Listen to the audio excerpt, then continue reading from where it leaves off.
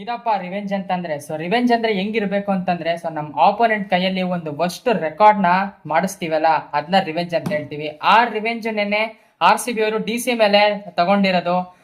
ಹೇಗ ಎಲ್ರಿಗೂ ನಮಸ್ಕಾರ, ಎಲ್ರು ಚೆನ್ನಾಗಿದ್ದಾರೆ ಅಂತ ನಾನು ಅನ್ಕೊಂಡಿದ್ದೀನಿ. Hope all doing well, staying safe and strong. RCB versus DC post match ಅನಾಲಿಸಿಸ್ಗೆ ಎಲ್ರಿಗೂ ಸ್ವಾಗತ. ಅಂಡ್ ನಿನ್ನೆ RCB ವರ್ಸಸ್ DC ಮ್ಯಾಚ್ ಅಲ್ಲಿ ಏನಾಯ್ತು ಅಂತ ಅನ್ಬಿಟ್ಟು ನೀವೆಲ್ಲರೂ ನೋಡಿರ್ತೀರಾ. ಮ್ಯಾಚ್ ಸ್ಟಾರ್ಟ್ ಆಗಿದ್ದು 7:30ಗೆ, ಆದ್ರೆ ಮುಗ್ದೋಗಿದ್ದು 9:45ಗೆನೆ ಕಂಪ್ಲೀಟ್ ಆಗೋಯ್ತು. ಅಷ್ಟು ಸ್ಟಾರ್ಟ್ ಆಗಿತ್ತು ಮ್ಯಾಚ್. ಡೈರೆಕ್ಟ್ ಆಗಿ ಮ್ಯಾಚ್ ಸಮರಿಗೆ ಬರೋದಾದ್ರೆ ಅಂಡ್ ಅದಕ್ಕಿಂತ ಮುಂಚೆ ಪ್ಯೂರ್ ಬೌಲಿಂಗ್ ಪರ್ಫಾರ್ಮೆನ್ಸ್ ಡಾಮಿನೆನ್ಸ್ ಅಂತ ನಾನು ಹೇಳ್ಬೋದು RCBದು. ಯಾಕಂದ್ರೆ ನಾನು ನಾರ್ಮಲ್ ಆಗಿ ಜಿಯೋ ಹಾಟ್ ಸ್ಟಾರ್ ಅಲ್ಲೂ ನೋಡ್ತೀನಿ, ಅದಾದ್ಮೇಲೆ ಕ್ರಿಕೆಟ್ ಎಕ್ಸ್ಚೇಂಜ್ ಅಪ್ಲಿಕೇಶನ್ ನಾನು ನೋಡ್ತಾ ಇರ್ತೀನಿ. ಕ್ರಿಕೆಟ್ ಎಕ್ಸ್ಚೇಂಜ್ ಅಪ್ಲಿಕೇಶನ್ ಅಲ್ಲಿ ಒಂದೊಂದ್ಸತಿ ರಿಫ್ರೆಶ್ ಮಾಡ್ಬೇಕಾರನು ಒಂದ್ಸತಿ ರಿಫ್ರೆಶ್ ಮಾಡಿದಾಗ 1 ವಿಕೆಟ್, ಎರಡನೇ ಸತಿ ರಿಫ್ರೆಶ್ ಮಾಡಿದಾಗ ಇನ್ನೊಂದು ವಿಕೆಟ್, ಮುಂದೊಂದ್ಸತಿ ರಿಫ್ರೆಶ್ ಮಾಡಿದಾಗ 3rd ವಿಕೆಟ್. ಏನಪ್ಪ ಈ ತರ ವಿಕೆಟ್ಸ್ ಗಳು ಕಳ್ಕೊಂತಾ ಇದಾರೆ DC ಅವರು, ಏನಾಗ್ತಾ ಇದೆ ಅಂತ ಅನ್ಬಿಟ್ಟು ನೋಡಿದ್ರೆ ಯಾರು ಸ್ಟ್ಯಾಂಡ್ ಆಗಿ ನಿಂತ್ಕೊಂಡು ಆಡೋರೇ ಇಲ್ಲ, ಎಲ್ಲ ಪಟ ಪಟ ಪಟ ಪಟ ಅಂತ ಎಲ್ಲ ಕುಟ್ಟಿಸ್ಕೊಂಡು ಹೋಗ್ತಾ ಇದಾರೆ ಅಲ್ಲಿ ಡಗೌಟ್ಗೆ. ಅಷ್ಟು ಪ್ಯೂರ್ ಡಾಮಿನೆನ್ಸ್ ಬೌಲಿಂಗ್ ಪರ್ಫಾರ್ಮೆನ್ಸ್ ಮಾಡಿದ್ದು ನಮ್ಮ ಜಾಶ್ ಹ್ಯಾಸಲ್ವುಡ್ ಅವರು. ಅದಕ್ಕಿಂತ ಮುಂಚೆ ನಮ್ಮ ಭುವನೇಶ್ವರ್ ಕುಮಾರ್ ಏನು ಸ್ವಿಂಗ್ ಅವರು ಮಾಡಿದವರು. ಎಲ್ಲ ಗಾಳಿಲೇ ತಿರುಗಿಸ್ತಾರೆ ಹಂಗೇನೆ. ಅಂಡ್ ಮ್ಯಾಚ್ ಸಮರಿಗೆ ಬರೋದಾದ್ರೆ ಟಾಸ್ ಗೆಲ್ಲೋದು RCB ಅವರು. ಟಾಸ್ ಗೆದ್ಬಿಟ್ಟು ಅರುಣ್ ಜೇಟ್ಲಿ ಸ್ಟೇಡಿಯಂ ಅಲ್ಲಿ ನಾವು ಬೌಲಿಂಗ್ ಮಾಡ್ತೀವಿ ಅಂತ ಅನ್ಬಿಟ್ಟು ಹೇಳ್ತಾರೆ. ಸೇಮ್ ಚಿನ್ನಸ್ವಾಮಿಯಲ್ಲಿ ಹೆಂಗೆ ಇಲ್ಲೂ ಟಾಸ್ ಗೆದ್ದಿರೋರು ಚೇಸಿಂಗ್ ಮಾಡ್ತೀವಿ ಅಂತ ಅನ್ಬಿಟ್ಟು ಆಯ್ಕೆ ಮಾಡ್ಕೊಂತಾರೆ.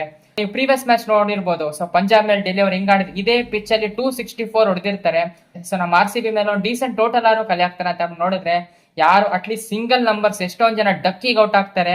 1 ವಿಕೆಟ್, 2 ವಿಕೆಟ್, ಅಪ್ ಟು ಎಷ್ಟು ರೆಕಾರ್ಡ್ ಆಗುತ್ತೆ ಅಂದ್ರೆ 1 ರೆಕಾರ್ಡ್ ಆಗುತ್ತೆ. ಬಿಲೋ 10 ರನ್ಸ್ ಅಲ್ಲಿ 6 ವಿಕೆಟ್ಸ್ ಕಳ್ಕೊಂತಾರೆ.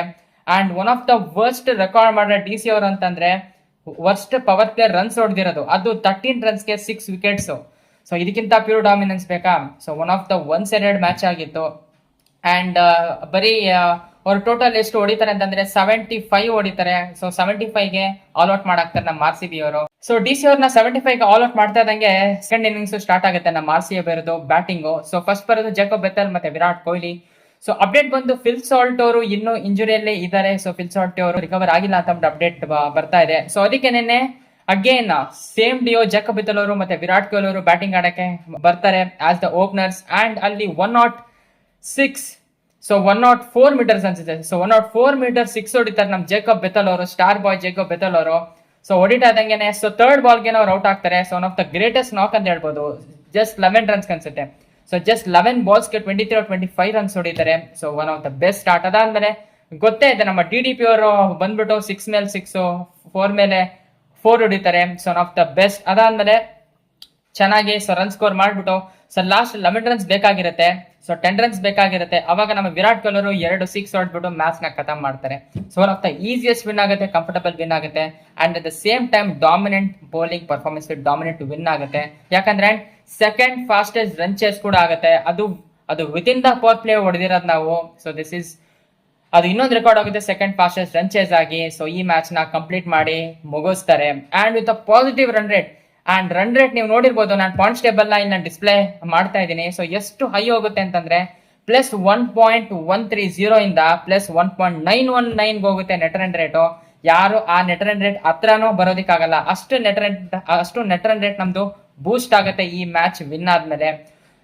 ಇದಾಗಿತ್ತು ಇವತ್ತಿನ ವಿಡಿಯೋಸ್. ಇವತ್ತಿನ ವಿಡಿಯೋ ಬಗ್ಗೆ ನಿಮ್ಗೆ ಏನ್ ಅನ್ಸ್ತು ಅಂತ ಅಂದ್ಬಿಟ್ಟು ಕಮೆಂಟ್ ಸೆಕ್ಷನ್ ಅಲ್ಲಿ ತಿಳಿಸಿ ಅಂತ ಹೇಳ್ತಾ, RCB versus DC post match analysis which was not A thriller.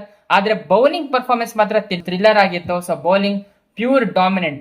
ಆ ಬೌಲಿಂಗ್ ಶೋ ನ ಯಾರು ಮಿಸ್ ಮಾಡ್ಕೊಂಡಿದ್ದೀರಾ ದಯವಿಟ್ಟು ಹೋಗ್ಬಿಟ್ಟು ಹೈಲೈಟ್ಸ್ ನೋಡಿ ಅಂತ ನಾನು ಹೇಳ್ತೀನಿ. ಇದಾಗಿತ್ತು ಇವತ್ತಿನ ವಿಡಿಯೋ. ಇವತ್ತಿನ ವಿಡಿಯೋ ಬಗ್ಗೆ ನಿಮ್ಗೆ ಏನ್ ಅನ್ಸ್ತು ತಿಳಿಸಿ ಅಂತ ಹೇಳ್ತಾ, ಅಂಡ್ ಈ ವಿಡಿಯೋ ಯಾರು ಹೊಸದಾಗಿ ನೋಡ್ತಾ ಇದ್ದೀರಾ ಅವರು ದಯವಿಟ್ಟು ಸಬ್ಸ್ಕ್ರೈಬ್ ಮಾಡ್ಕೊಳ್ಳಿ. ದಯವಿಟ್ಟು ಸಬ್ಸ್ಕ್ರೈಬ್ ಮಾಡ್ಕೊಂಡು ಆ ಬೆಲ್ ಐಕಾನ್ ಕೂಡ ಕ್ಲಿಕ್ ಮಾಡಿ. ಇದೇ ತರ ಹೊಸ ಟ್ರಾವೆಲಿಂಗ್ ವ್ಲಾಗ್ಸ್ ವಿಡಿಯೋಗಳು ಮತ್ತೆ ಲೈಫ್ ಅಡ್ವೈಸ್ ವಿಡಿಯೋಗಳು ಮತ್ತೆ ಇಂಟ್ರೆಸ್ಟಿಂಗ್ ಎಂಟರ್ಟೈನ್ಮೆಂಟ್ ಬಾಯಿ ಹೊರಡ್ತಾ ಇಲ್ಲ.